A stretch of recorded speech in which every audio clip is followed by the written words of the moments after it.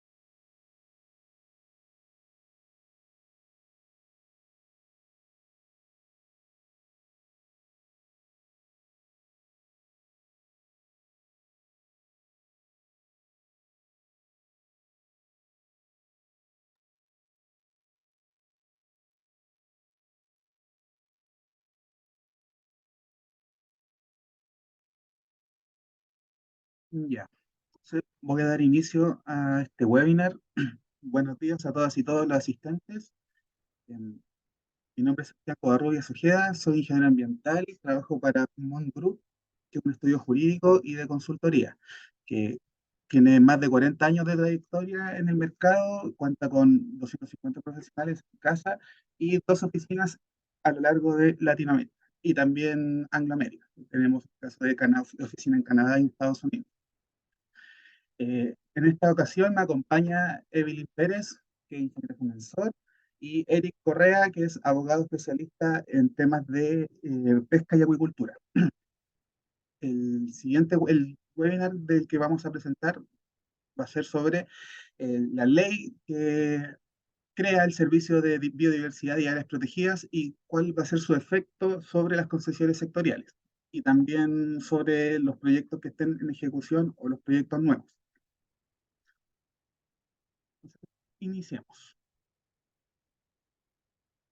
Un segundo. que me- Ya. En primer lugar, el Servicio de Biodiversidad y Áreas Protegidas fue creado a partir de la Ley 21.600, que tiene como objetivo la ley la conservación de la diversidad biológica y la protección del patrimonio natural del país, a través de la preservación, restauración y uso sustentable de genes, especies y ecosistemas. Mientras que el objetivo del servicio es lo mismo que el de la ley, solo que está enfocado en la gestión para la preservación, restauración y uso sustentable de genes, especies y ecosistemas. Este nuevo servicio, tras una larga tramitación, como muchos podrán conocer, viene a completar la institucionalidad ambiental que se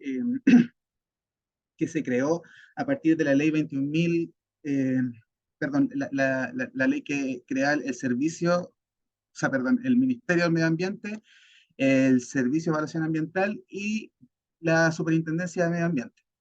En el primer caso, el Ministerio del Medio Ambiente está encargado principalmente en la elaboración de reglas, o sea, de normas y reglas para la ejecución de proyectos, programas y actividades y políticas. Mientras que el Servicio de Evaluación Ambiental está enfocado y tiene su principal función administrar el sistema de evaluación de impacto ambiental. Mientras que la SMA, la Superintendencia de Medio Ambiente, su función es fiscalizar los instrumentos de gestión ambiental. Por otro lado, la institucionalidad ambiental también o sea, está compuesta por los tribunales ambientales que están concentrados en las tres macrozonas del país y está enfocado en la resolución de conflictos ambientales o controversias ambientales. La organización del servicio va a estar constituida por el director nacional y se va a desconcentrar regionalmente por las direcciones regionales. Además, contará con un comité asesor que será compuesto por 9 miembros de instituciones académicas, científicas, de investigación y todas dedicadas al conocimiento o la conservación de la biodiversidad, tanto terrestre, acuática, marina y continental. Este comité tendrá un carácter paritario, y los 9 integrantes que mencioné, de los cuales 6 de estos integrantes deberán desenvolverse ocupacionalmente hablando en distintas regiones de la región metropolitana. Ahora pasemos a los instrumentos de conservación de la biodiversidad. Cabe destacar que esta presentación va a estar enfocada en los distintos instrumentos que podrían establecer algún tipo de restricción o al tipo de condición para el desarrollo de proyectos de inversión o para el otorgamiento de permisos y concesiones. En esta primera parte, hablando de los instrumentos de conservación de la biodiversidad, primero hablar del sistema de información y monitoreo de biodiversidad, donde se van a un sistema que actualmente está en operación en la plataforma Simbio del Ministerio de Medio Ambiente, donde se encuentra toda la información respecto de los ecosistemas y las áreas protegidas actuales. Por otro lado, se va a realizar una planificación ecológica, la cual se realizará eh, de manera periódica, donde se va a identificar cuáles van a ser los sitios prioritarios para la conservación de la biodiversidad, se van a identificar los territorios en base a la normativa vigente, el uso de los territorios en base a la normativa vigente, la identificación y proceso y categorías de actividades que tengan o que sea probable que tengan efectos perjudiciales sobre la conservación de la biodiversidad, además de un plan de programa de buenas prácticas para la conservación de la biodiversidad y otros antecedentes que el comité científico asesor le proponga al servicio. Esta planificación ecológica va a ser obligatoria para los servicios que con competencia, con las distintas competencias respecto de la conservación y manejo de la biodiversidad. Eh, Estos instrumentos los vamos a clasificar en 3 categorías. Insisto, esto pensando en los instrumentos que puedan provocar algún tipo o permitan establecer algún tipo de condición o restricción para el otorgamiento de permisos, de concesiones y el funcionamiento de proyectos de inversión. Entonces, en primer lugar, tenemos los instrumentos para la conservación de los ecosistemas. Eh, el primer instrumento dice relación con la clasificación de ecosistemas según su estado de conservación. Esto tiene el fin de determinar cuáles son los ecosistemas actuales que están en alguna condición de amenaza o en peligro en función de actividades antropogénicas. A partir de esta clasificación, se van a elaborar planes de manejo para la conservación de los ecosistemas que se encuentren amenazados.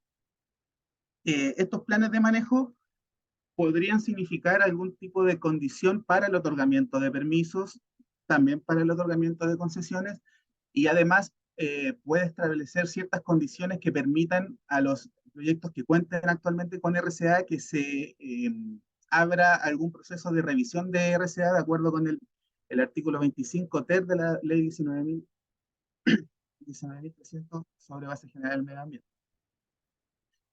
Por otro lado, cuando se van a declarar áreas degradadas cuando se encuentre un sitio con alteraciones antropogénicas, de las cuales de estas áreas degradadas se van a establecer unos programas de restauración ecológica, planes de restauración ecológica que son que los tienen que ejecutar los distintos servicios sectoriales que tengan competencia sobre los elementos que estén degradados en estas áreas. Por otro lado, eh, otro instrumento van a ser las iniciativas privadas de conservación marina que dicen relación con eh, el uso de las concesiones, o sea, de los territorios susceptibles a ser concesionados por parte que estén a cargo del Ministerio de Defensa Nacional, siempre y cuando tengan el objetivo de la conservación de la biodiversidad. Luego están los paisajes de conservación, que son iniciativas municipales o de asociaciones de municipalidades donde se planea, se propone declarar una cierta área con algún atributo, ya sea que tenga servicios ecosistémicos relevantes para la conservación de la biodiversidad, o bien que tenga elementos como atractivos turísticos, con el fin de que el servicio lo va a declarar mediante una resolución y poder gestionar ya sea la municipalidad o el conjunto de municipalidades por la protección de este paisaje de conservación. Luego tenemos las reservas de la biosfera que están en el marco del programa El Hombre y la Biosfera de la UNESCO, que este tipo de instrumentos, en el marco de esta ley, es, se van a diseñar planes para la conservación y uso sustentable de estas reservas de la biosfera, siempre considerando las comunidades que estén dentro o en las inmediaciones de la reserva. Finalmente, los sitios Ramsar actualmente, que son de vital importancia para el tema del litio, los proyectos asociados al litio, a la extracción. En este caso de los sitios Ramsar van a proceder a un procedimiento de reclasificación respecto de las nuevas categorías de áreas protegidas. En caso de que los sitios Ramsar recaigan en propiedad privada, se requerirá del consentimiento de los propietarios para proceder al procedimiento de reclasificación o de homologación. Luego tenemos los instrumentos para la protección y manejo sustentable de humedales. En primer lugar, se tiene el Inventario Nacional de Humedales, que actualmente está en operación también, y que contiene toda la información georreferenciada respecto de todos los catastros de los humedales que hay en todo el territorio nacional. Este catastro tiene además identificado cuáles son aquellos humedales que están asociados o no a un límite urbano y cuáles están declarados como humedales urbanos.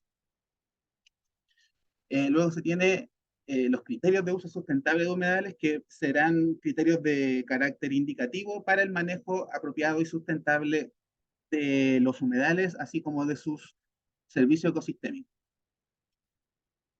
Y finalmente, en el caso del instrumento para la protección y manejo sustentable de humedales, se establece el permiso para alteración física de humedales, que nuevamente se va a prohibir en este caso la alteración física de humedales que estén dentro de sitios prioritarios, que sean declarados en base a esta ley, siempre y cuando no se cuente con el permiso de alteración física de humedales.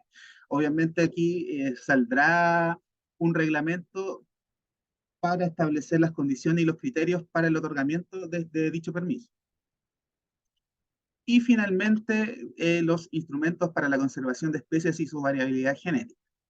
Aquí tenemos con los planes de recuperación y conservación y gestión de especies, que esto es conocido como los planes RECOGE, que se elaboran a partir de precisamente la clasificación de especies según su estado de conservación, donde las especies nativas que estén con una categoría de conservación de mayor amenaza serán eh, las que el objetivo para la elaboración de estos planes. Luego tenemos el instrumento de los monumentos naturales para la protección de especies. En este caso, a diferencia de los monumentos naturales que conocemos actualmente respecto de las áreas protegidas, estos monumentos naturales van a estar enfocados en una especie en particular o un grupo de especies en particulares que van a tener también una clasificación respecto de su estado de conservación, ya sea en peligro, en amenaza, o algún estado que sea complicado en función de la conservación de su biodiversidad.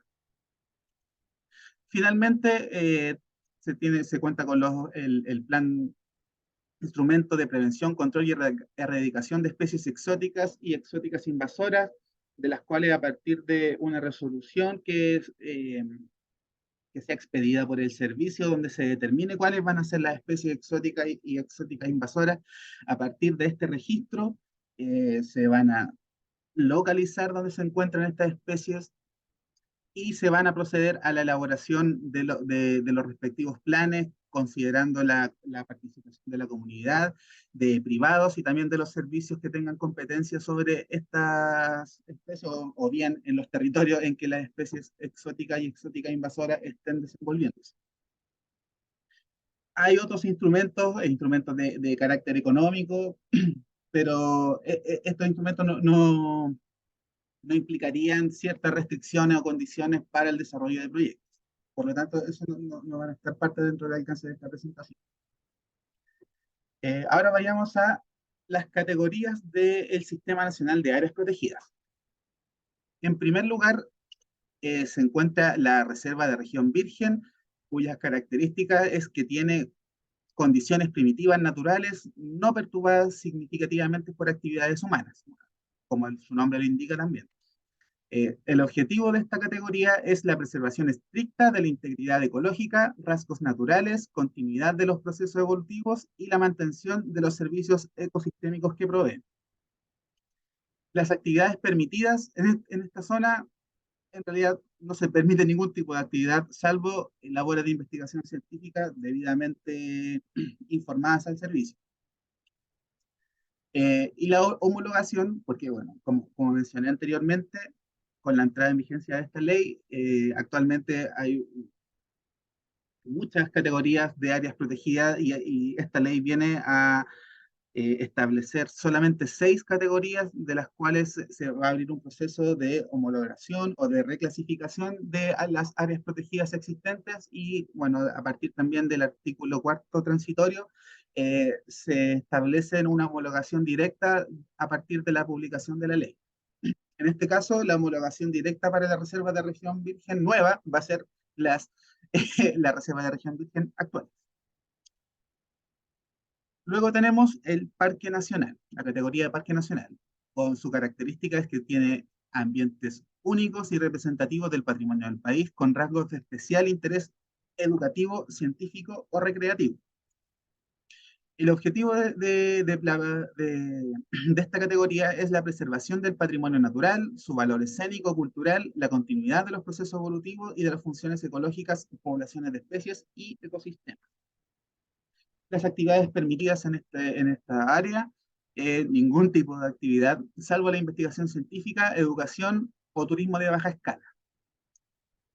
Y la homologación en este caso va a corresponder a los parques marinos, parques nacionales y parques nacionales de turismo.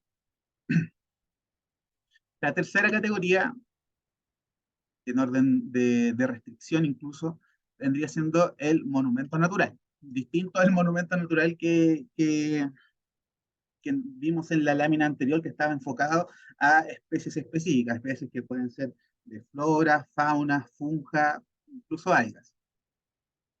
Este monumento natural tiene su principal característica es que tiene presencia de componentes naturales específicos, relevantes para la biodiversidad o formaciones de valor excepcional.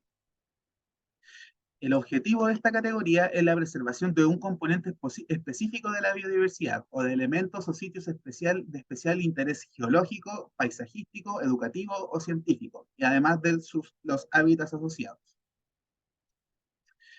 En esta categoría se prohíbe la explotación de recursos naturales con fines comerciales. Y la homologación eh, vendrían siendo los monumentos naturales actuales. La cuarta categoría son las reservas nacionales, cuya característica es que cuenta con comunidades biológicas, especies nativas, hábitats y sitios de reproducción relevantes para la protección de determinadas especies y ecosistemas. Su objetivo es la preservación y conservación de comunidades biológicas, especies y hábitats a través de una gestión activa. Las actividades permitidas son actividades en general de uso sustentables, siempre que no pongan en riesgo los servicios ecosistémicos que provee esta área. En cuanto a su homologación, se van a entrar en esta categoría reservas marinas, reservas naturales y reservas forestales. La quinta categoría van a ser las áreas de conservación de múltiples usos, cuyas características es que existe una interacción tradicional entre los seres humanos y la naturaleza, relevantes para la conservación de la biodiversidad. El objetivo es asegurar el uso sustentable de los recursos naturales y los servicios ecosistémicos a través del manejo integrado del área. Las actividades permitidas son las actividades de uso sustentable, siempre que no pongan en riesgo los servicios ecosistémicos, al igual que en la reserva natural. Eh, por otro lado, la homologación, actualmente van a entrar en esta categoría las áreas marinas y costeras que estén protegidas. Y finalmente, tenemos las áreas de conservación de pueblos indígenas, cuya característica es que existen especies nativas, hábitats y ecosistemas naturales, terrestres, acuáticos, relevantes para la conservación de la biodiversidad local, regional o nacional, así como la protección del patrimonio natural.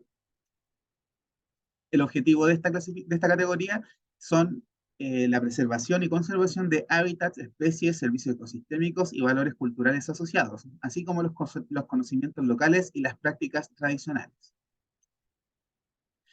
Las actividades permitidas en esta área son actividades de usos ancestrales, de uso sustentable, siempre que no pongan en riesgo los servicios ecosistémicos. Y por el momento no hay una homologación determinada para esta categoría. Respecto de las áreas actuales, que nos quedaron varias en el tintero, tenemos, por ejemplo, los sitios prioritarios, que actualmente estos fueron declarados a partir de la Estrategia Nacional de Biodiversidad, la cual se construyó a partir de las distintas estrategias regionales de biodiversidad, donde se propuso en cada región unos sitios prioritarios, valga la redundancia, para la conservación de la biodiversidad como a modo de propuesta, y se establecieron como tal, como sitios prioritarios, como acto formal en la estrategia nacional. Entonces, actualmente mantendrán sus efectos legales vigentes. En un plazo de 2 años se dictará un decreto supremo para determinar cuáles van a ser los sitios prioritarios que van a ser regidos por esta ley.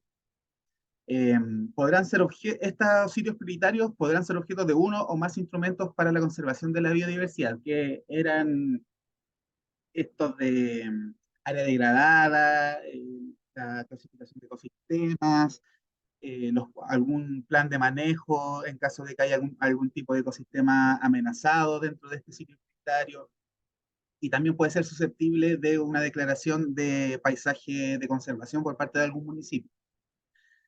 Eh, Además, un reglamento va a establecer el procedimiento y los criterios para la declaración de los nuevos sitios prioritarios, que pueden o no tener relación con los sitios actuales.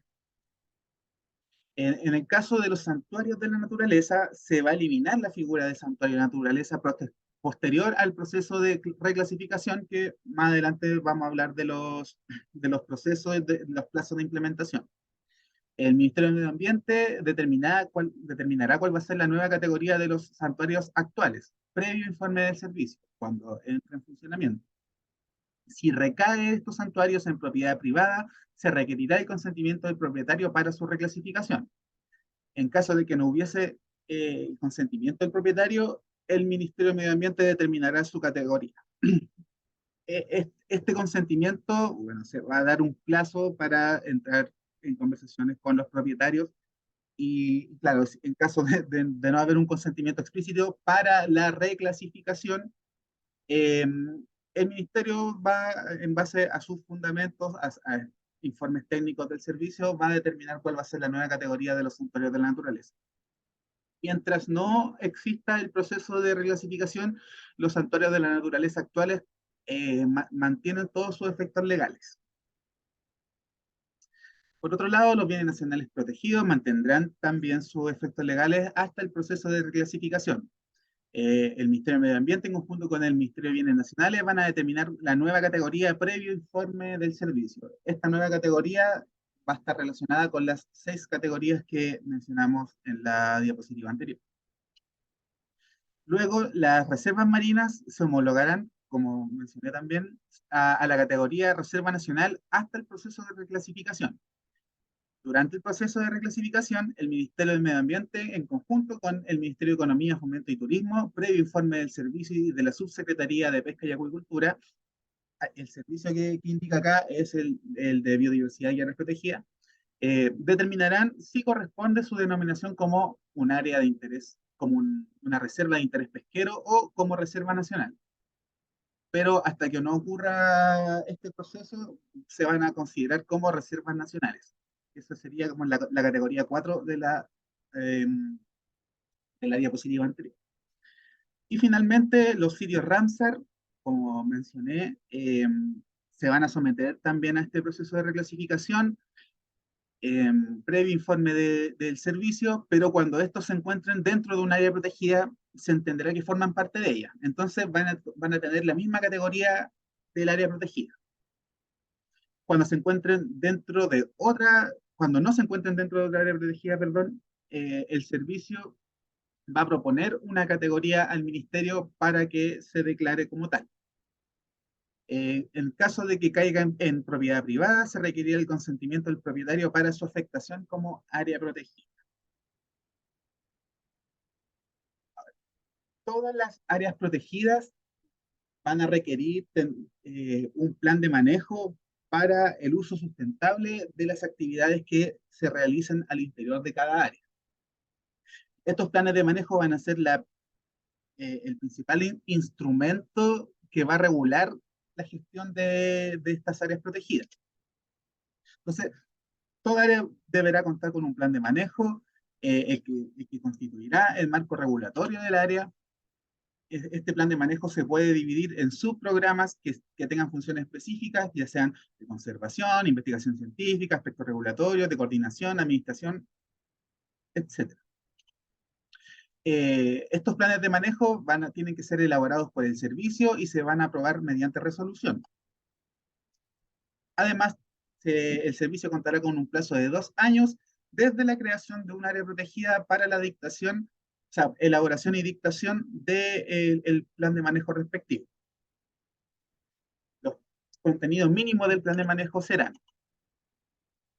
el objeto de protección del área, un diagnóstico de las presiones y amenazas sobre él o los objetos de protección y estrategias de manejo para mitigarlas o suprimirlas, un plan de manejo y seguimiento con medidas medibles e indicadores de seguimiento, perdón, plan de monitoreo, antecedentes jurídicos del área, la normativa general del área, normas específicas de las diferentes zonas. Zonificación. Lo de la zonificación y área de amortiguación son relevantes para el desarrollo de proyectos, y por eso también se va a condicionar que para la aprobación de proyectos o para el otorgamiento de concesiones o de permisos se cuente con un plan de manejo, porque en dichos planes de manejo se establecen distintas zonas en cuales se puede o no intervenir dentro de un área. Van a haber áreas en que no se permite absolutamente ningún tipo de intervención, otra área en que se pueden haber intervenciones de bajo impacto, otras áreas, eh, áreas de amortiguación, como bien indica el literal F, donde estas áreas de amortiguación van a estar por, por fuera, van a rodear el área protegida con el fin de disminuir o mitigar los impactos de las actividades que estén fuera del área protegida. Además, el plan de manejo deberá contener los usos o costumbres ancestrales al interior e inmediaciones del área protegida, las actividades compatibles e incompatibles, un plan de contingencia contra incendios si es que correspondiere. Luego, un reglamento establecerá el procedimiento de elaboración y revisión, así como los contenidos específicos según categoría, porque estos son los contenidos mínimos generales. Eh, Estos planes de manejo deberán contemplar la participación de las comunidades, organizaciones representativas de los pueblos indígenas, de los gobiernos regionales y municipalidades. si es que corresponde. Además, cuando contemplen una gestión sustentable, recuperación de especies hidrobiológicas de interés comercial, se deberá consultar, esto por parte del servicio, deberá consultar a la Subsecretaría de Pesca y Acuicultura. Y donde sea factible desarrollar turismo, se deberá consultar a la Subsecretaría de Turismo sobre el respectivo plan de uso público del área protegida. Ahora, respecto de las concesiones y permisos, el servicio va a otorgar tres tipos de concesiones: concesiones de turismo, para investigación científica y para educación. Estas concesiones deberán, o sea, para el otorgamiento de estas concesiones, el área deberá tener un plan de manejo. Las concesiones no podrán exceder los 30 años y las reglas aplicables, o sea, las mismas reglas que aplican para las concesiones que otorga el servicio serán para las sesiones de uso.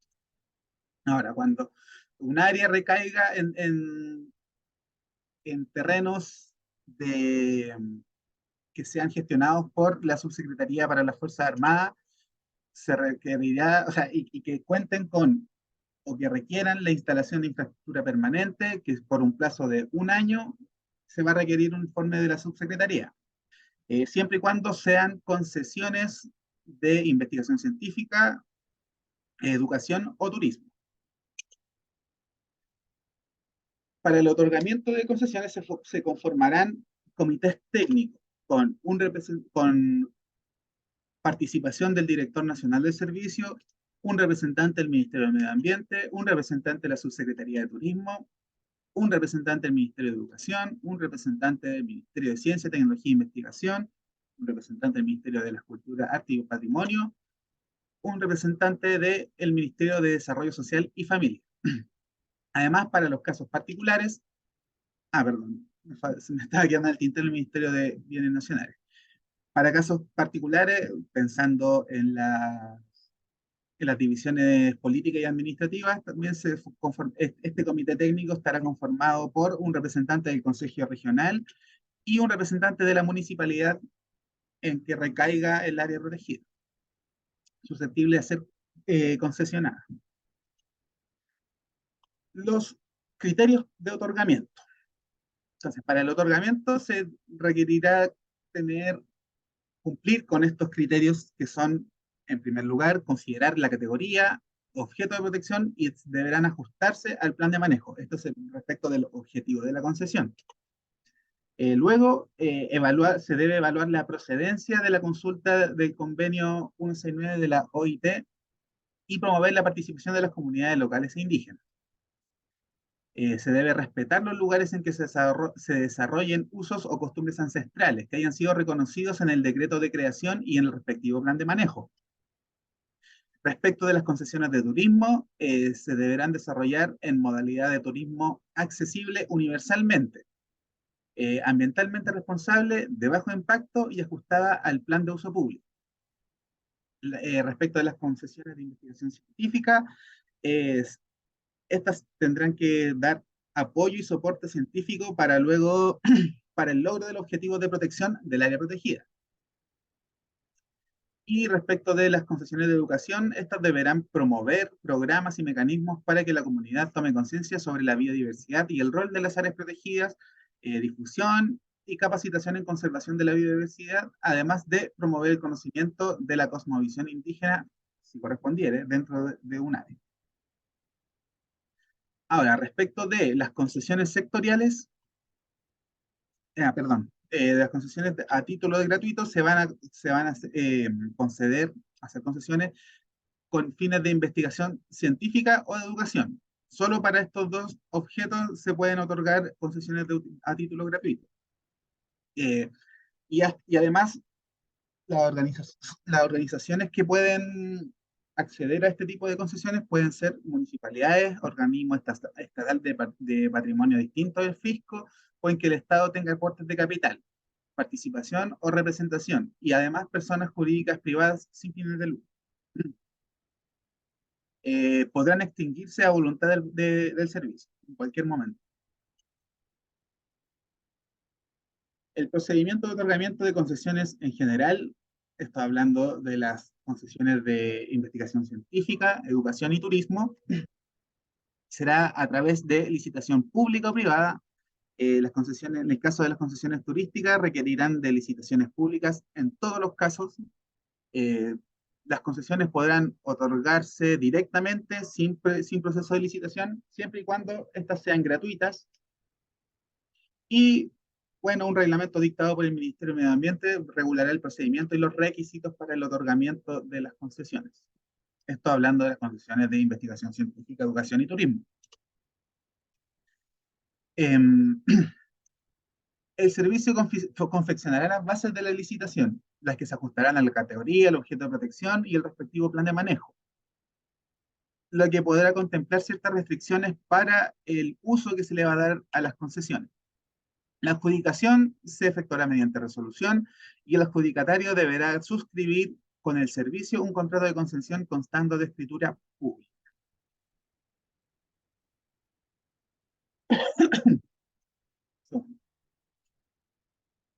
Finalmente, las causales de extinción de la concesión son el vencimiento del plazo de la concesión, mutuo acuerdo entre las partes, la pérdida de los requisitos o condiciones exigidos para su otorgamiento, incumplimiento de obligaciones en conformidad a un proceso sancionador abierto por el servicio, ocurrencia de algún hecho o circunstancia que haga que haga imposible el objeto de la concesión, la cancelación o extinción de la personalidad jurídica y demás causales que estipule la base de licitación que va a elaborar el servicio. Estas bases van a ser especiales para, lo de- para cada concesión que va a llamar a licitación pública. Perdón. Continuemos. Entonces, ahora vamos a hablar de las concesiones sectoriales. Estas se regirán por sus propias leyes, por sus leyes respectivas. Requerirán que el área cuente con un plan de manejo para su otorgamiento. Estas concesiones sectoriales deberán ser compatibles con el objeto de la categoría, con el o los objetos de protección y deberán ajustarse al plan de manejo, como se nombró anteriormente. Además, para su otorgamiento se requerirá un informe favorable del servicio. Esto hablando de concesiones sectoriales que estén dentro o cercanas a un área protegida.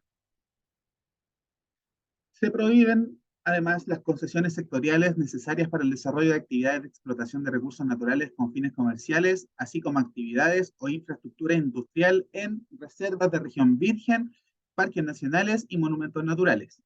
En las otras tres categorías se pueden establecer y otorgar concesiones sectoriales, siempre y cuando sean compatibles con la categoría, con el objeto de protección y sean compatibles también con el plan de manejo respectivo.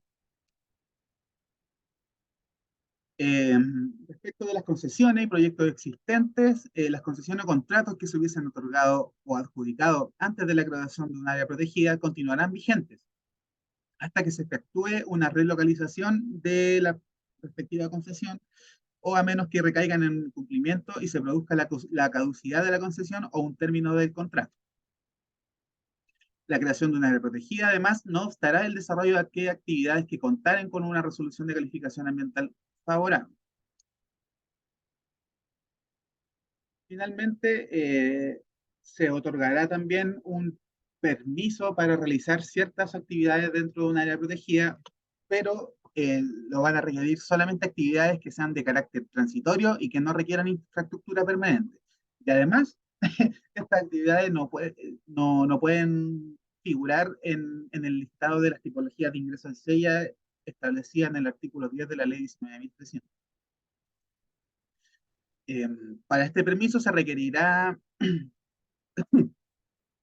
perdón, no requerirán del permiso las actividades que estén efectuadas en el plan de manejo. Recuerden que el plan de manejo, uno de sus contenidos mínimos, debe contemplar cuáles van a ser las actividades compatibles y cuáles van a ser las actividades incompatibles con el objeto del área. Entonces, en el caso de las actividades que sean compatibles con el objeto del área establecidas en el plan de manejo, no se requerirá la solicitud de este permiso. Solo se otorgará si es que la actividad se ajusta a la categoría, objeto de protección y plan de manejo. esta triada va a ser imprescindible para el desarrollo de cualquier tipo de proyecto. Su duración no podrá exceder el año y puede ser renovable a solicitud del interesado. El servicio además podrá establecer obligaciones o condiciones. Asimismo, podrá requerir una retribución monetaria o no monetaria cuando recaiga en una actividad con fines comerciales. También se va a elaborar un reglamento que determine el mecanismo de retribución, ya sea monetario o no monetaria, que deban proponer los titulares de las actividades que desean solicitar el permiso o que lo requieran. Aquí un reglamento del Ministerio de Medio Ambiente regular el procedimiento de solicitud y otorgamiento de servicios y los criterios para fijar la retribución, que fue lo que había mencionado. Ahora, respecto de las infracciones que están tipificadas, perdón, dentro de las áreas protegidas. Primero, prohibiciones. Se prohíbe remover o extraer tierra de hoja, turba, leña, rocas, arena o ripio. Intimidar o alimentar, cazar, pescar, capturar, extraer, maltratar, herir o dar muerte a ejemplares de fauna nativa.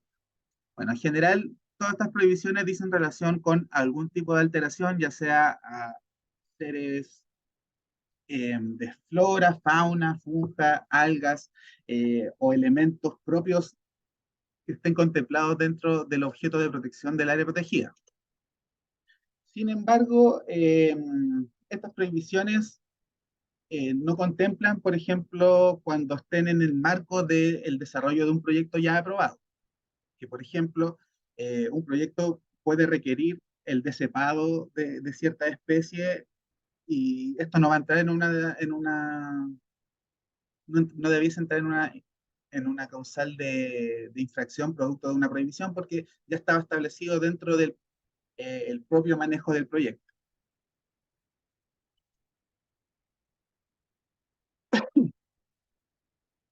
Respecto de las infracciones y sanciones, la fiscalización la realizará el Servicio de Biodiversidad y Áreas Protegidas, el cual fiscalizará todas las actividades y planes que se desarrollen o ejecuten en las áreas protegidas y le corresponderá ejecutar aquellas labores que se le encomienden en virtud de los programas o subprogramas de fiscalización establecidos por la SMA. Porque recordar que la SMA anualmente establece un programa de fiscalización donde prioriza cuáles van a ser las unidades fiscalizables o los sectores territoriales de mayor relevancia desde el punto de vista de cumplimiento ambiental. Entonces, eh, este programa de fiscalización podrá contemplar actividades de fiscalización del nuevo servicio de biodiversidad y áreas protegidas. El servicio además podrá realizar funciones de fiscalización fuera de las áreas protegidas en virtud de un convenio de encomendamiento de funciones de servicio público competente. Respecto de la sanidad vegetal y animal, el servicio podrá suscribir un convenio de encomendamiento de funciones con el SAC o CERNAPEC. Los funcionarios que cumplen funciones de fiscalización tendrán la calidad de ministros de fe. Respecto de las infracciones en áreas protegidas, acá voy a presentar un listado donde comienza con contravenir las prohibiciones establecidas, las prohibiciones que mostré en la lámina anterior. Contravenir además lo dispuesto en los respectivos planes de manejo de áreas protegidas. Contravenir las obligaciones establecidas en los contratos de concesión. Realizar actividades sin contar con permiso cuando lo requiera.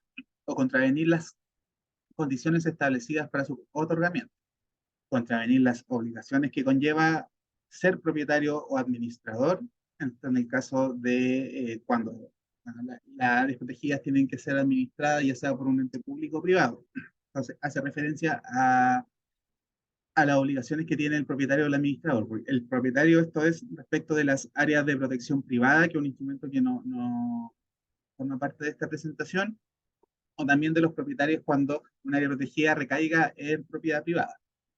Eh, Otra infracción en áreas protegidas es impedir u obstaculizar las labores de fiscalización de los funcionarios habilitados, entregar información falsa o ocultar cualquier antecedente relevante con el fin de encubrir una infracción, otra infracción.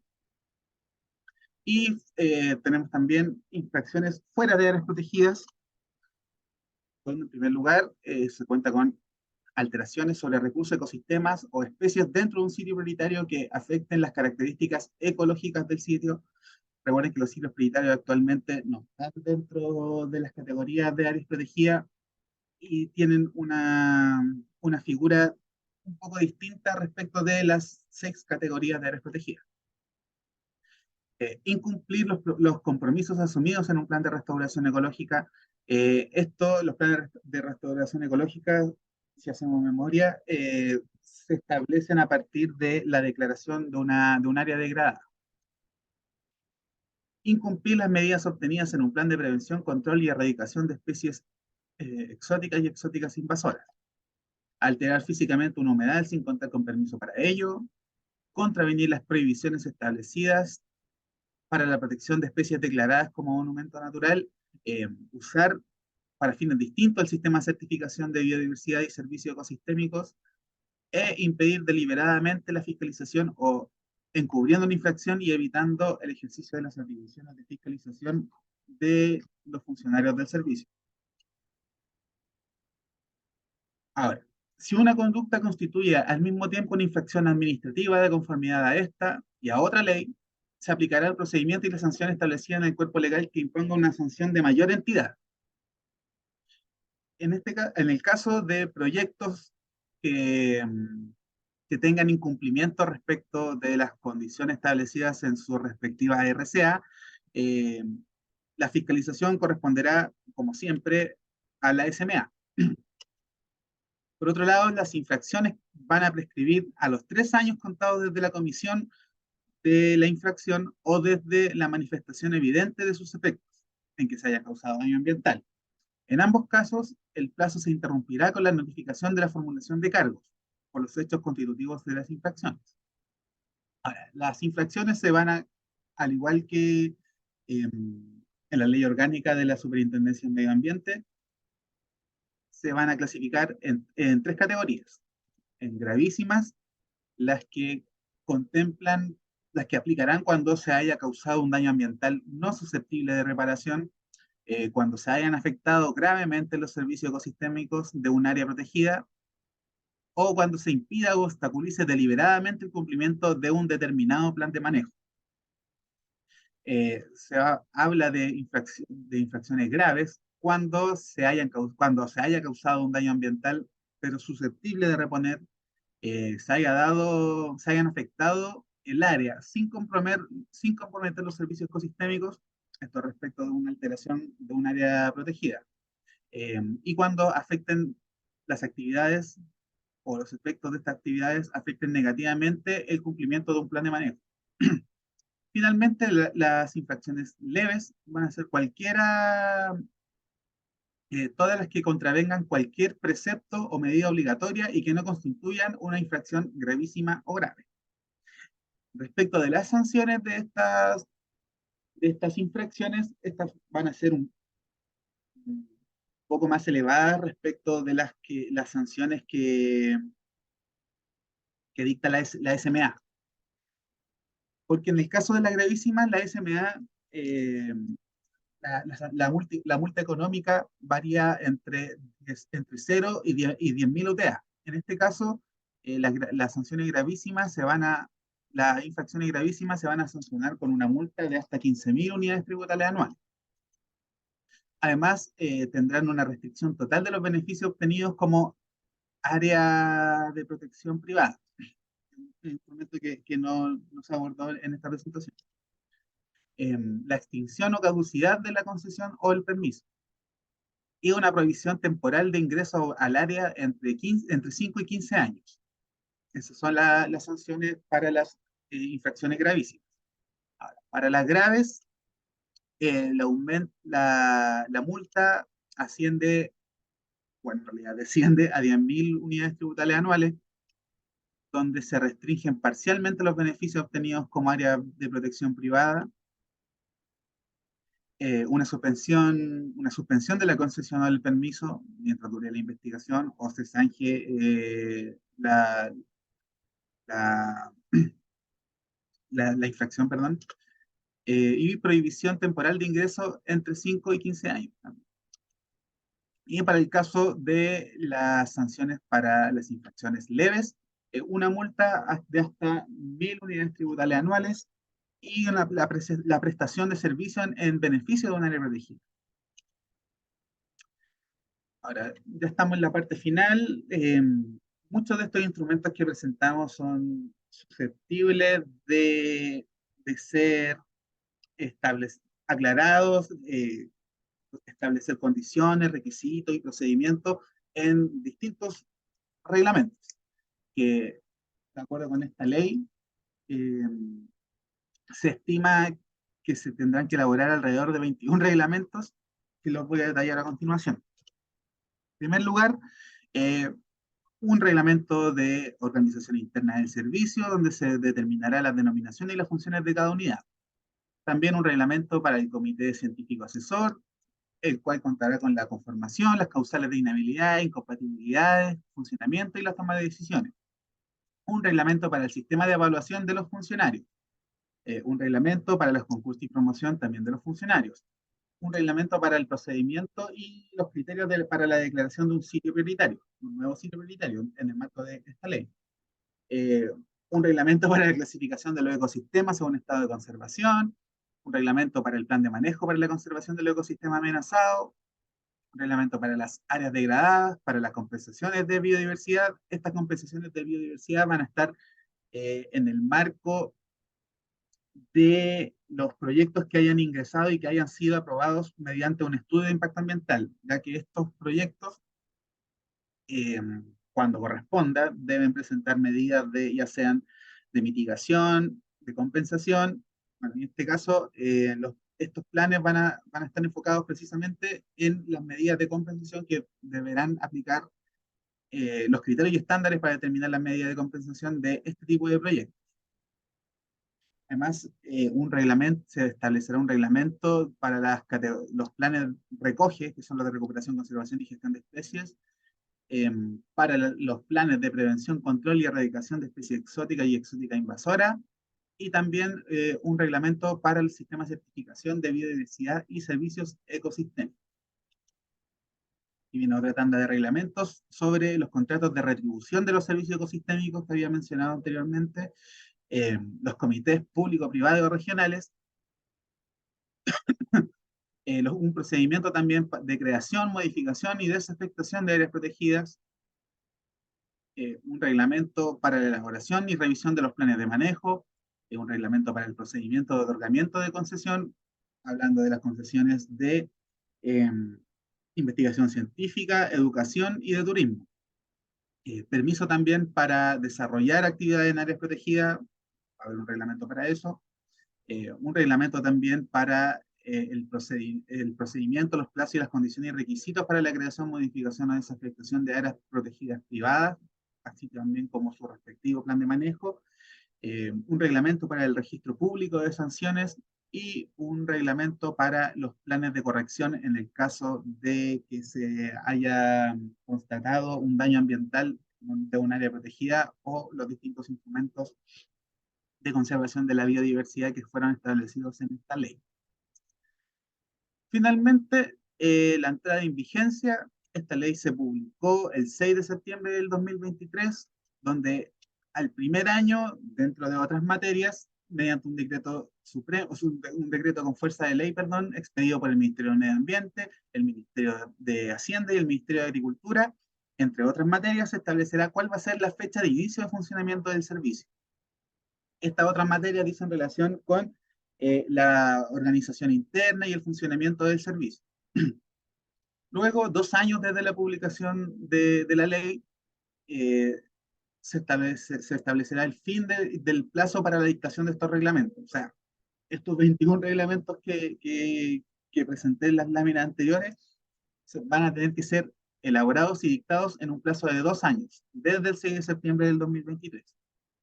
Ahora, como hay un plazo de 1 año para establecer la fecha de inicio del servicio, de funcionamiento del servicio, no sabemos cuál va a ser el inicio, va a pasar X tiempo, pero a partir del inicio de funciones del servicio, a partir específicamente del tercer año de funcionamiento, se va a realizar el personal, el traspaso de personal de CONAF al servicio, que tampoco fue materia que abordamos en, en esta presentación, pero cierto, cierto personal que actualmente es de CONAF, que cumpla funciones de fiscalización y de gestión de las áreas protegidas que estén a cargo de CONAF, van a pasar al servicio en base a ciertas reglas que están establecidas en el cuerpo de la ley. Además, al tercer año de funcionamiento del servicio, entrarán en vigencia las funciones y atribuciones respecto de la gestión de áreas protegidas cuando recaigan en las categorías de Parque Nacional, Reserva Nacional y Monumento Natural. Finalmente, al quinto año, vence el plazo para el proceso de reclasificación de las áreas protegidas. Y este sería el fin de mi presentación. Ahora los dejo con los dejo con Evelyn Pérez, ingeniero profesor, que va a hablar sobre las aplicaciones, los alcances legales aplicables a los proyectos mineros respecto de la ley 21.600. Adelante. Hola, buenos días. Como les comentaba Sebastián, que agradezco mucho toda la información que ya nos ha dado, que es información base para lo que vamos a comentar ahora, aunque esto va a ser un poco más, o sea, bastante más resumido, y se refiere a los alcances legales de esta ley que son aplicados a minería. Sebastián, pásanos más la lámina, por favor. Bueno, en la ley hay un artículo, que es el artículo 154, que suprime el numeral 2 del artículo 17 del Código Minería, y eso es lo que en realidad es lo que afecta en mayor grado. El artículo 17 del Código Minería lo que establece en el numeral 2 es que el intendente será quien va a permitir que se ejecuten labores mineras en lugares declarados parques nacionales, reservas nacionales o monumentos naturales. El artículo 17 básicamente, por favor, Sebastián, devuelve. Bueno, el artículo 17 de lo que trata es justamente permisos que se deben pedir para ejecutar labores mineras en lugares que son considerados parques nacionales, reservas y monumentos nacionales. Al eliminar este artículo, quedamos a disposición de la nueva ley y ver, bueno, hay que ver los proyectos que están en ejecución, los próximos proyectos, porque esta ley en realidad va va a afectar principalmente a los nuevos proyectos, a los que se están presentando. Pasa la otra lámina, por favor, Seba. Pasa la completa, por favor.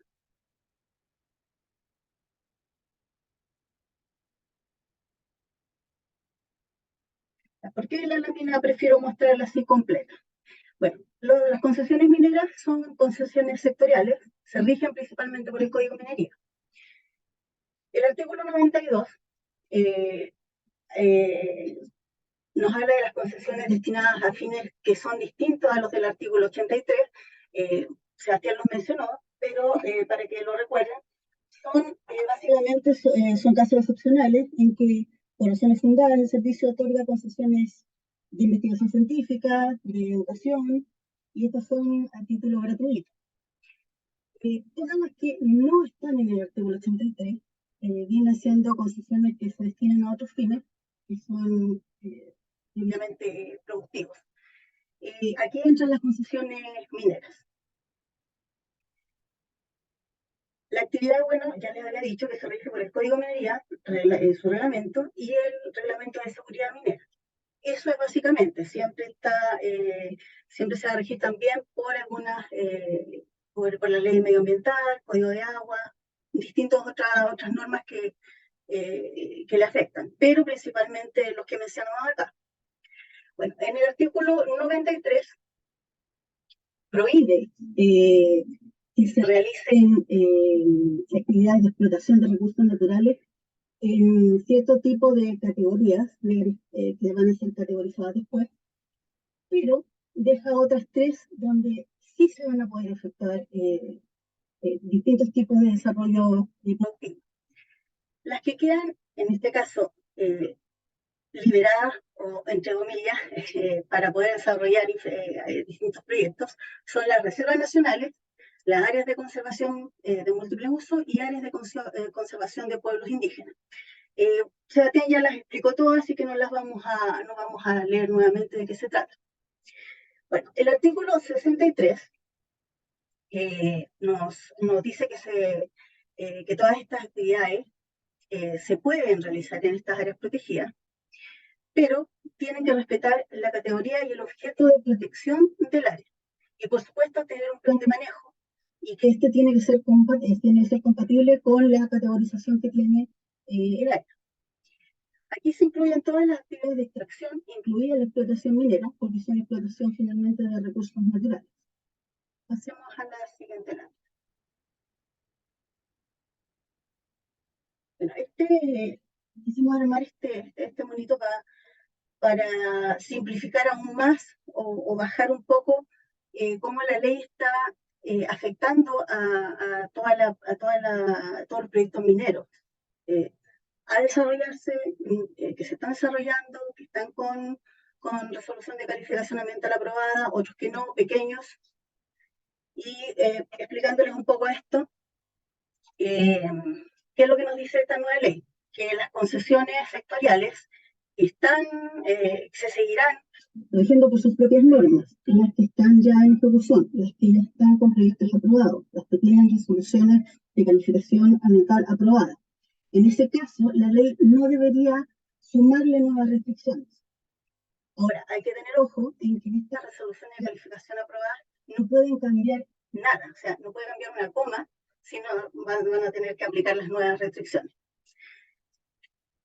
Aquí no se menciona, y es muy importante, que todos los proyectos pequeños, de pequeños mineros, generalmente no tienen resolución de calificación aprobada porque no entraron al SEIA. Están con una carta de no pertinencia y solamente tienen permisos sectoriales como permiso a métodos de explotación aprobados por San Benjamín, plan de cierre.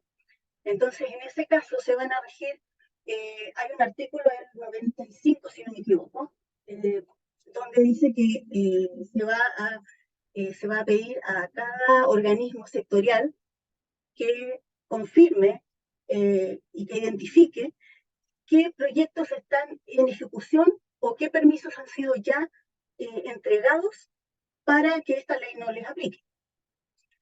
En el caso de que no haya una RC aprobada, que tampoco existan estos permisos no deberían existir si hay por ejemplo, una explotación ilegal.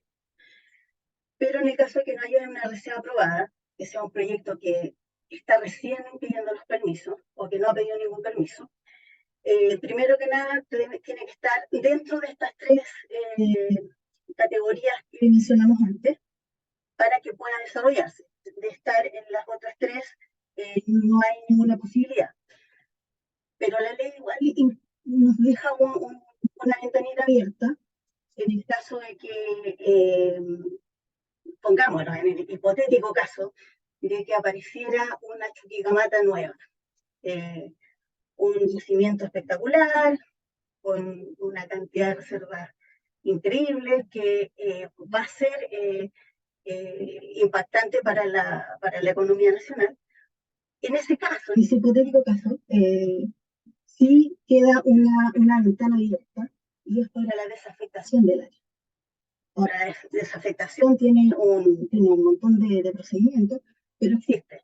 Yo lo puse así, lo puse en el extremo más extremo de todo, que si se encontrara un nuevo yacimiento gigantesco.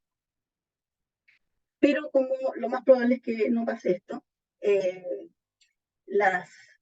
los nuevos proyectos se tienen que regir por esta nueva ley, que hay que también tenerlo en la cabeza, que son por lo menos 5 años en que el servicio no va a empezar a funcionar.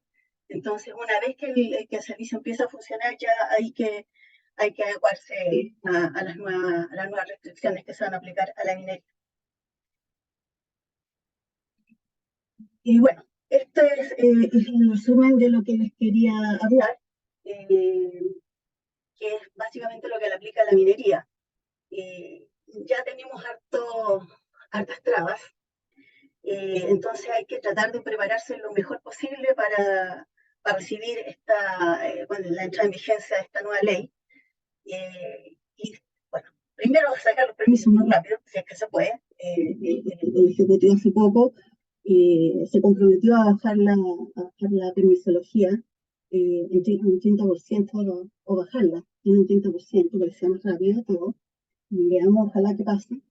Y si no, hay que prepararse lo mejor posible para poder eh, ir adecuándose a las nuevas normas. Sebastián, bueno, ahora viene Eric Correa, él es abogado especialista en el área de pesca y acuicultura, y les va a mostrar, así como lo hice yo, los alcances que tiene esta ley, tanto a la pesca como a la acuicultura. Hasta luego, gracias. Gracias, Evelyn. Bueno, buenos días, saludarlos a todos. Como dijo Evelyn, eh, presentarme nuevamente, soy abogado y durante los últimos 13, 14 años mi práctica se ha centrado en los temas de pesca y acuicultura. Y en esta parte ya final del webinar, la idea precisamente es revisar esencialmente la acuicultura, cuál es el impacto que tiene concreto un poco la ley o cómo se ha dado la discusión y cuáles son las preocupaciones y atenciones eh, sectoriales. Así que, por favor, Sebastián, avanza la lámina. Bueno, lo primero es un poquito cuantificar cuál es o cómo se ha dado el problema. Y en ese sentido hay que recordar que una de las grandes discusiones que se planteó precisamente durante la tramitación del proyecto de ley que finalmente terminó, ¿cierto?, con la creación del Servicio de Biodiversidad, esta ley 21.600, durante su debate legislativo, fue precisamente con la posibilidad de desarrollar salmonicultura al interior de áreas protegidas, independiente de la categoría de que se trate y de su objeto de protección. En ese sentido, hay que recordar, ¿cierto?, las grandes manifestaciones que se produjeron tanto en Puerto Montt como en algunas ciudades de Chiloé y en Aysén principalmente, que se movilizó la industria, sobre todo los trabajadores de planta, los trabajadores de centros de cultivo y gran parte además de trabajadores de actividades proveedoras o prestadoras de servicio a la acuicultura, en manera a fin de hacer presente el rechazo a lo que era la propuesta del gobierno durante la etapa final ya de la tramitación del proyecto, específicamente en la comisión mixta, que buscaba en el fondo una prohibición total y que finalmente por lo mismo no prosperó, no tuvo los votos suficientes y que sin embargo se ha mantenido también latente como ya que la ministra del Medio Ambiente ha señalado más de una oportunidad que su interés es que más adelante se reitere con esta discusión, sobre todo lo que se ha anunciado como una posible nueva ley de acuicultura. Por lo tanto, podríamos decir que no es un tema zanjado todavía. Ahora, bueno, vuelvo a la lámina de atrás, por favor, Esteban. La idea aquí es un poco es ver, bueno, de qué estamos hablando, po. Esta lámina refleja lo que es más o menos el cálculo actual que existe, que dice relación con 431 concesiones de acuicultura de salmones al interior de las áreas protegidas en las regiones de los lagos, Aysén y Magallanes. Este es un cálculo que hizo Aquaestudios, pero que además es muy concordante con las cifras que ha dado sobre todo la ministra de Medio Ambiente y el subsecretario de Pesca y Agricultura cuando han comparecido a las distintas comisiones del Congreso, tanto del Senado como de la Cámara de Diputados, a tratar el tema. Y ahí podemos ver en la lámina un poco cómo se distribuyen por tipo de área y por región. Ahora, si bien es cierto, Aysén tiene la mayor cantidad de centros en estas áreas, la cifra también tiene un pequeño giro cuando uno mira a través la lleva a porcentaje y de lo que representa en el fondo para cada una de las regiones. En ese sentido, representa el 32% del total de concesiones de salmones emplazadas en las regiones de los lagos Aysén y Magallanes, sin considerar cuerpos lacustres, y en términos de impacto regional, estamos hablando del 61% en la región de Magallanes, el 47% en Aysén y el 2,2% en la región de los lagos. Avancemos, por favor, Sara. Ahora, un poco de historia, hemos puesto esta lámina que tiene que ver con ver cómo es que llegamos a esta situación. Y en ese sentido hay que recordar que las áreas apropiadas para la acuicultura, o lo que se conoce también como las AAA, de las regiones de los lagos Aysén y Magallanes, fueron fijadas durante los años 90. Hay que recordar que la Ley General de Pesca y Acuicultura, en su texto que finalmente entra en vigencia, es de septiembre del año 91, y es en base a este régimen que se empiezan a instalar la gran mayoría de centros de cultivo, sobre todo lo que fue en mar.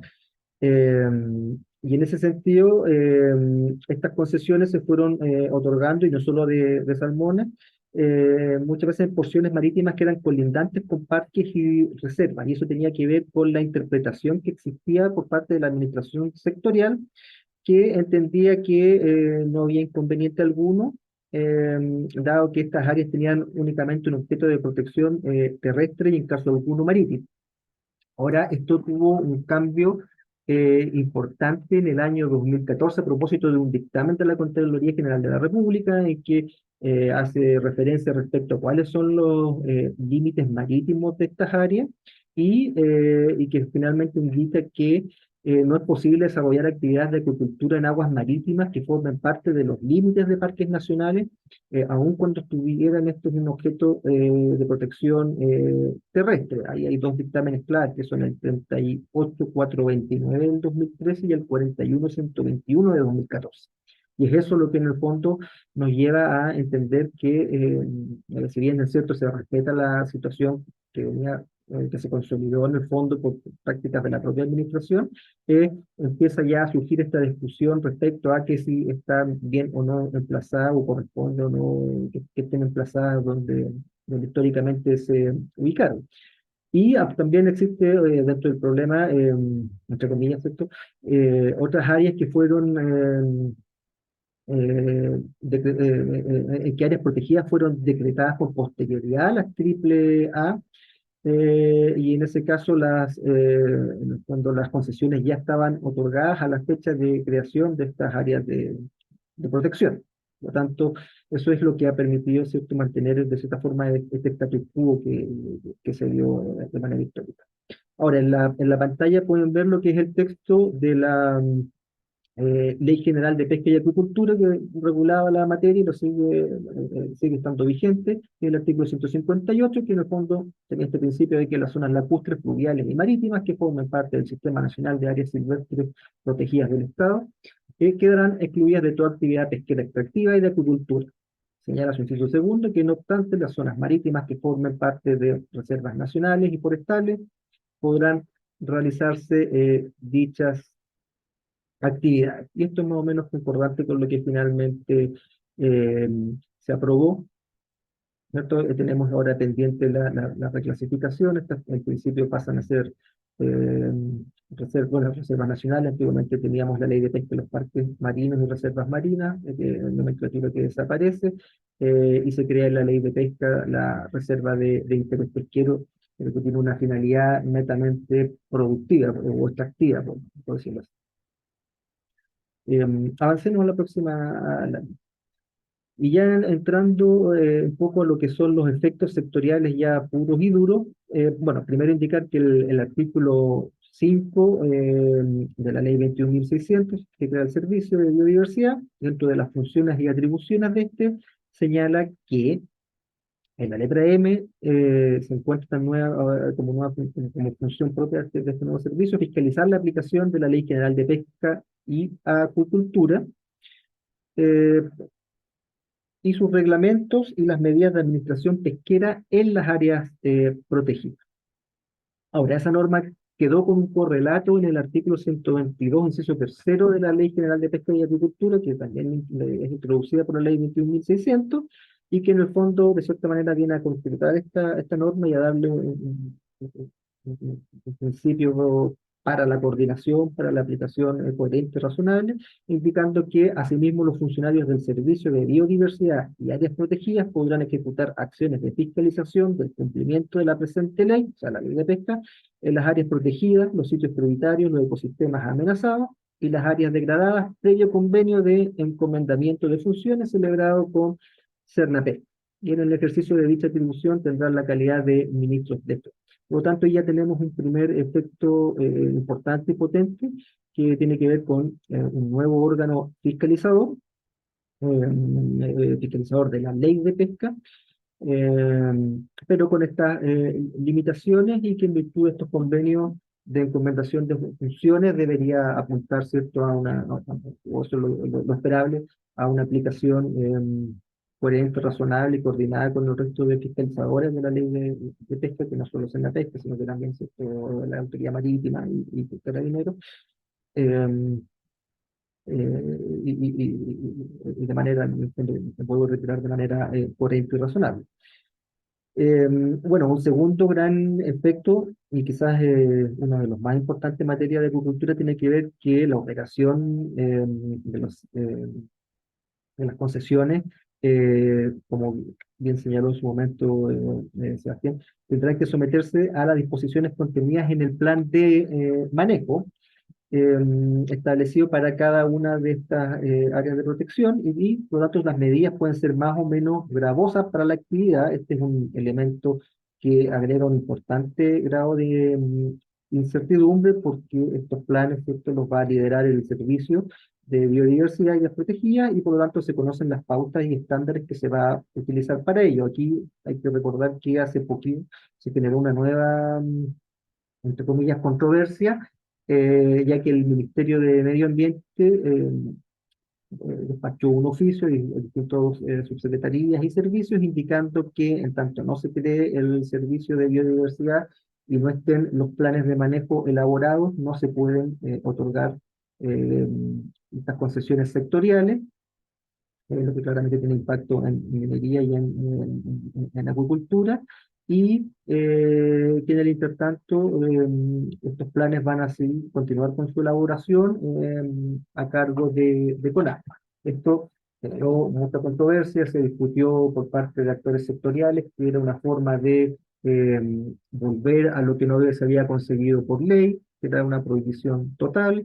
Hay una discusión respecto no solo a las facultades del ministerio para determinar dicha interpretación, sino que también para respecto del contenido de la misma, y hay requerimientos a lo menos por parte del grupo de diputados a la Contraloría General de la República para que se pronuncie.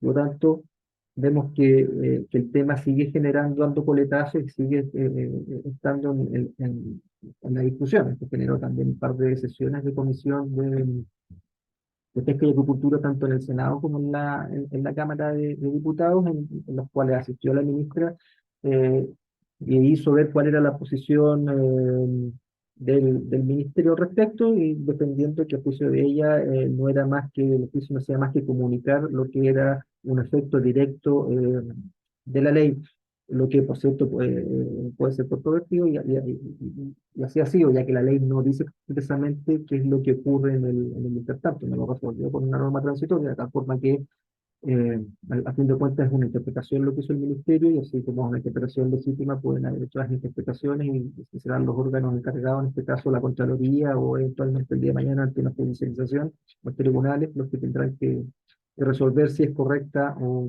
no es correcta. Y bueno, luego tenemos como un nuevo efecto importante en la ley, un elemento importante a considerar, que es el artículo 10º transitorio, eh, que indica que en los casos en que el área protegida comprenda sectores en que se encuentren ubicadas concesiones de acuicultura, el titular de la misma podrá relocalizar su concesión conforme a la ley 20.434 y la ley 21.183, según sea el caso, gozando de preferencia frente a otras solicitudes de concesión o relocalizando, salvo respecto de las preferencias establecidas en la citada ley. Esta preferencia regirá aún cuando no exista suspensión de otorgamiento de concesiones de acuicultura en las regiones de los lagos y de Aysén. Ahora, esto es lo que viene, podría a primera vista pensarse que es la solución. La verdad es que para todos los que conocen el desarrollo de la actividad, eh, no queda tan claro, precisamente si uno recuerda cómo ha sido el proceso de las relocalizaciones, el proceso que se inicia con la ley 20.434, que tiene ya más de 10 años. Esta ley se dictó, eh, si no me falla la memoria, en febrero del 2010, y hasta la fecha este proceso no ha tenido éxito. Y la pregunta inmediata es hacia dónde relocalizar. En ese sentido se ha hablado mucho de que el futuro pasa por la acuicultura offshore, pero en primer lugar no hay un marco jurídico que se haga cargo de esta realidad con toda la, eh, o más que en realidad con esta aspiración, con todas las sutilezas y diferencias en producción que requiere, además de un desarrollo de nuevas tecnologías necesarias por las características completamente distintas a la agricultura que se hace, ¿cierto?, en los fiordos, que son áreas mucho más protegidas. Por lo tanto, falta por esa línea bastante que avanzar.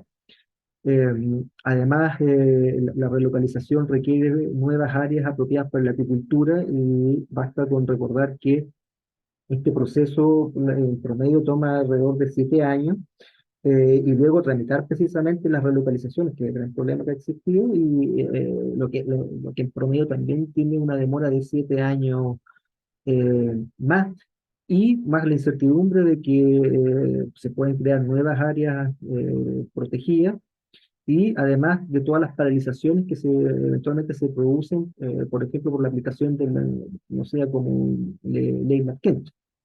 Por lo tanto, eh, en general, hay bastante escepticismo respecto de la real aplicación concreta o beneficio que pueda tener esta norma. En ese sentido, también hay una columna de opinión que escribió hace un tiempo atrás Eugenio Zamorano, que la pueden encontrar en internet, que desarrolla muy bien las trabas que históricamente ha tenido la relocalización y por qué no ha sido exitoso el proceso a lo largo de los años. Y bueno, también en este marco también recordar que hace poco, en febrero de este año, el Servicio de Evaluación Ambiental publicó un documento técnico mediante el cual establecía los lineamientos para el correcto análisis de susceptibilidad de afectación directa, identificación de impactos ambientales y potencial generación de efectos sinérgicos en el proceso de elaboración de una declaración de impacto ambiental o un estudio de impacto ambiental respecto de proyectos de salmonicultura en mar localizados en o próximos a un área protegida. Y esto ya nos da cuenta un poco de lo que va a ocurrir, que en definitiva tiene que ver con que todos estos proyectos, ya sean nuevos o relocalizaciones, esto se les va en definitiva exigiendo un estándar de evaluación mucho más complejo del que ya existe hoy día. Avancemos a la próxima. Y eso nos lleva un poco a cuáles son los desafíos que esto genera. Pues, en primer lugar, bueno, veíamos, ¿cierto?, la incertidumbre que tiene que ver con los planes de manejo. En la actualidad, la relación entre el sector privado, en sus diferentes actores, y el sector público no estaba muy buena, precisamente por estos conflictos que comentábamos en primer lugar a propósito de la finalización de la discusión de este proyecto, ¿no?, antes de que se convirtiera en ley, y recientemente por este oficio del Ministerio de Medio Ambiente. Eso ha llevado también que la discusión no se ha centrado quizás con quien debería ser el actor relevante, que es el Ministerio de Economía, sino que ha sido una discusión con el Ministerio de Medio Ambiente, y eso probablemente también dificulta un poco la posibilidad de llegar a acuerdos, consensos o materializar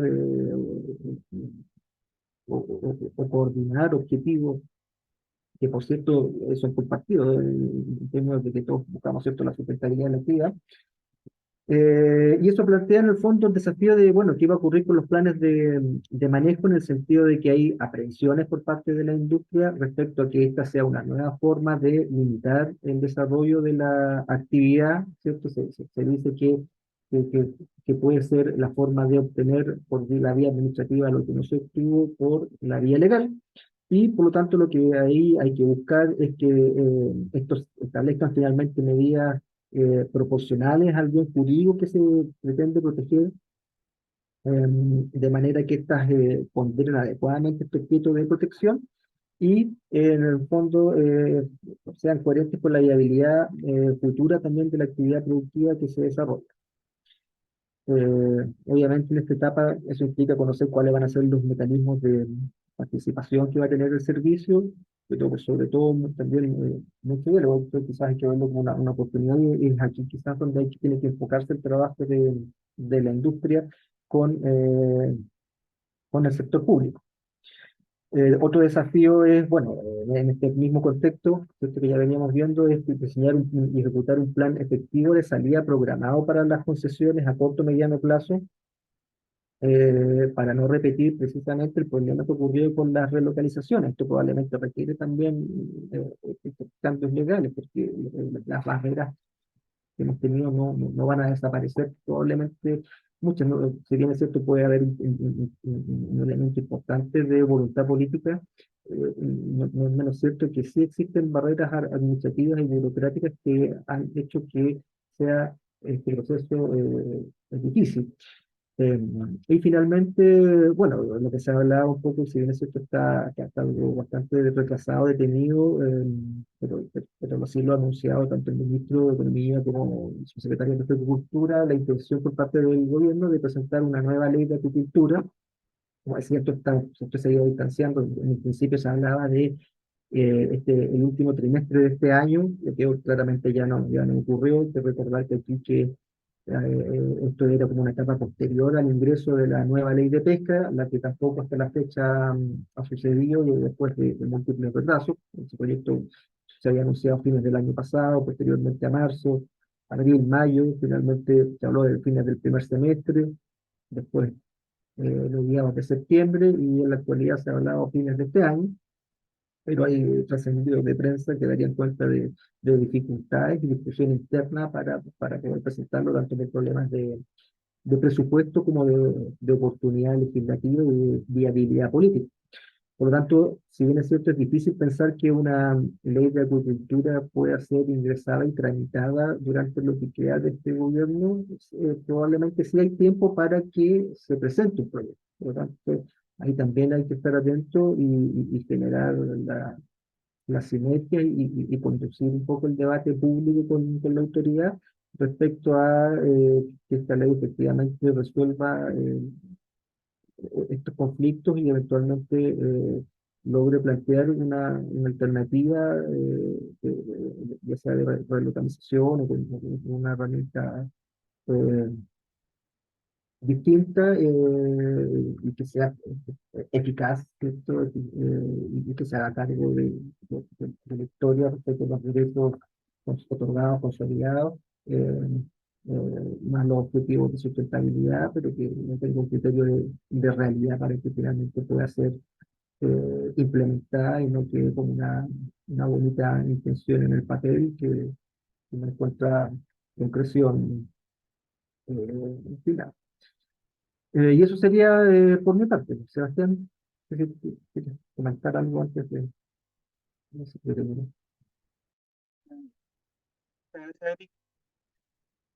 Para terminar, reiteramos,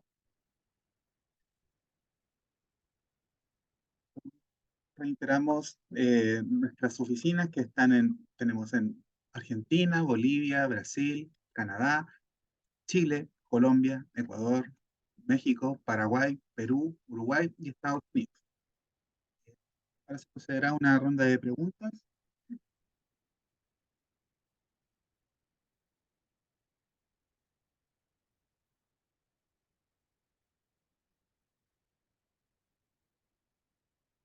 Aquí me están preguntando qué sucede en el caso de proyectos mineros pequeños, creo que es lo que me habló Evelyn, que no cuentan con RCA, pero que tienen sus permisos sectoriales aprobados y que posterior a su operación se declara algún tipo de área protegida, sobre todo de las más restrictivas.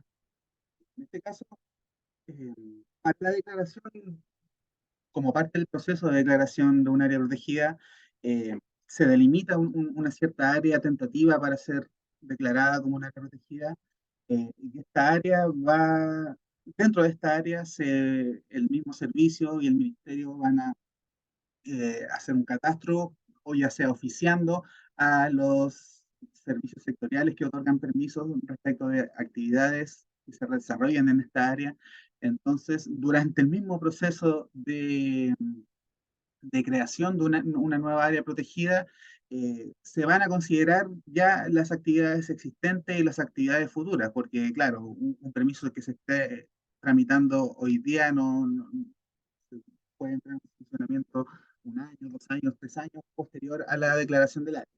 Entonces, eh, se sabe también que la actividad minera es una actividad de alta intervención sobre el territorio, por lo tanto, en el caso de las áreas que presentan mayor restricción, como son áreas de región virgen o parques nacionales o monumentos naturales, la principal característica de esta área es precisamente la baja intervención. Entonces, actividades de este tipo debiesen quedar excluidas del polígono que se determine como área protegida.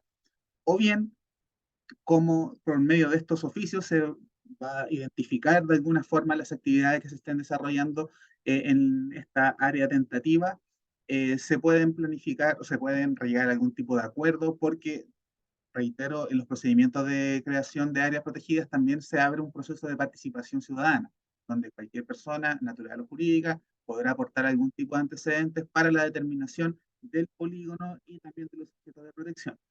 En esa instancia, eh, es la indicada, la apropiada para que los privados titulares de proyectos puedan realizar sus observaciones respecto de la delimitación y de las actividades que se estén permitiendo dentro de esta futura área.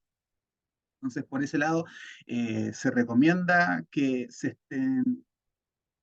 ponga mucha atención constantemente a las publicaciones, ya sea en el Diario Oficial o del Ministerio de Medio Ambiente, respecto de los procesos de participación ciudadana en el marco de las nuevas áreas protegidas que se vayan a dictar, o bien en el proceso de reclasificación. A ver, aquí tengo pregunta de Hernán Contreras. ¿Han realizado el mismo ejercicio de concesiones del rubro de energía, por ejemplo, concesión eléctrica, geotérmica, no? No entiendo la pregunta. Quizás está enfocada al proceso de relocalización, pero claro, eh, las concesiones que estén actualmente otorgadas se van a respetar cuáles van a ser sus usos. Eh, Puede que en el momento del funcionamiento bueno, por parte del servicio cuando esté en funcionamiento en realidad, eh, pueda establecer algún tipo de condición o alguna restricción, pero de momento todo continúa con normalidad. Eh, no hay que tampoco alterarse, porque hay que considerar que todo tipo de actividad va a tener que responder a la categoría del área protegida, a su objeto de protección y al plan de manejo. Los objetos de protección pueden ser variados, puede ser una especie, algún atributo del paisaje, alguna especie, no sé, un árbol o una rana, una ranita, una flor. Entonces, si un tipo o una actividad no va a afectar el objeto de protección, puede ser perfectamente compatible a desarrollarse dentro del área protegida. Por eso es importante contar con el plan de manejo, porque en el plan de manejo es el instrumento donde se establecen cuáles van a ser las zonificaciones donde se pueden realizar ciertas actividades, eh, el objeto de protección, de cómo protegerlo en realidad, y también las condiciones para el desarrollo de actividades.